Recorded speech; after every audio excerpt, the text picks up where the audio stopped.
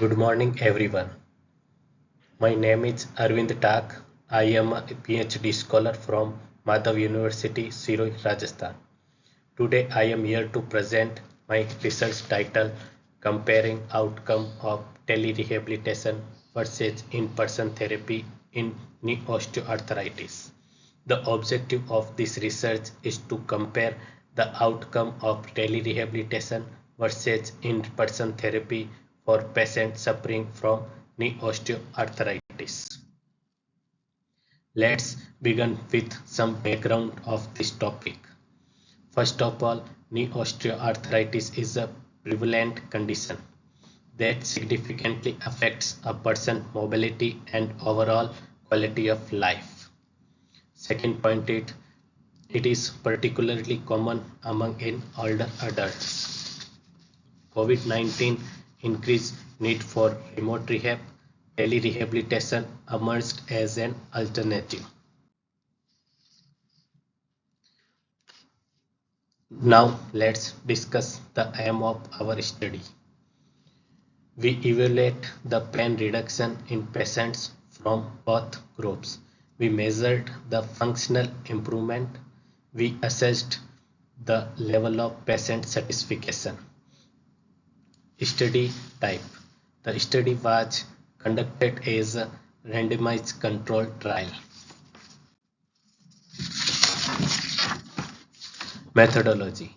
We used for this study, we recruited a total of 120 patients who diagnosed with knee osteoarthritis, specifically with Kellgren-Lawrence grade 2 to 3.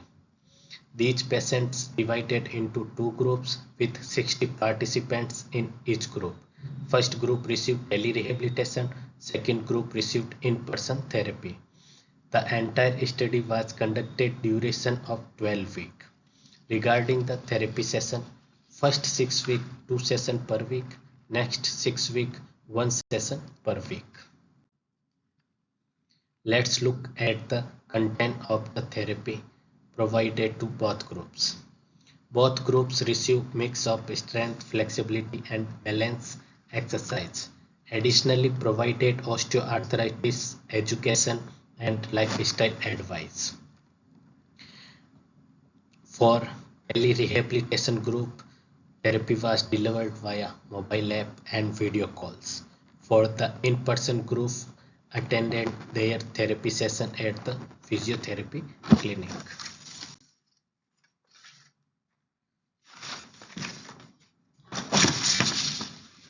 Now I will explain the tools we used to measure the outcome of the study. We used WOMAC index for assess pain, stiffness and physical function in patients with knee osteoarthritis.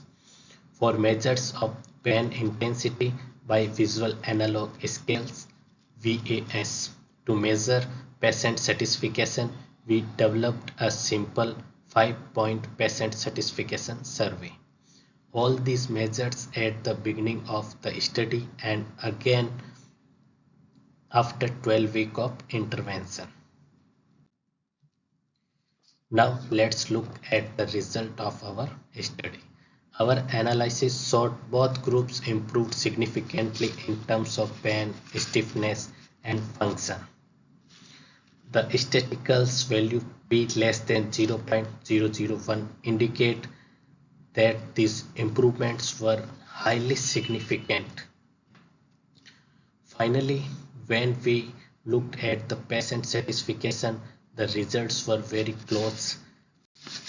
Satisfaction in telerehabilitation group 4.3 and in-person group 4.4. Based on our results, let's move on the discussion. First, telerehabilitation greatly improves accessibility. Second, it allows therapists to provide real-time feedback during video calls.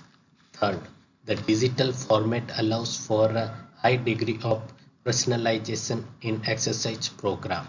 And finally, a major benefit for patients is that no travel is required, saving them time, money and effort. the conclude our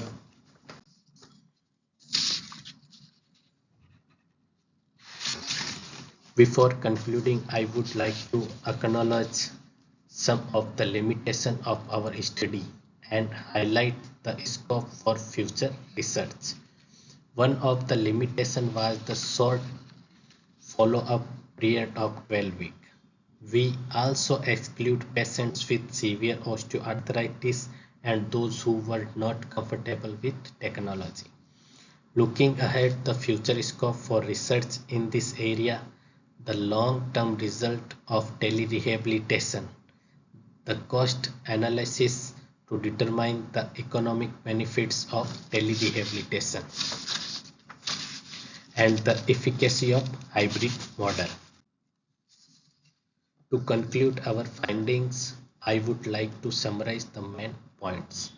Our study clearly shows that telerehabilitation is a viable and effective alternative to traditional in-person therapy for patients with knee osteoarthritis. Both groups shows equal improvement in pain function and patient satisfaction. The adaptation of telerehabilitation has the potential to significantly improve access to care for a wider patient population and can help reduce the overall burden for healthcare system.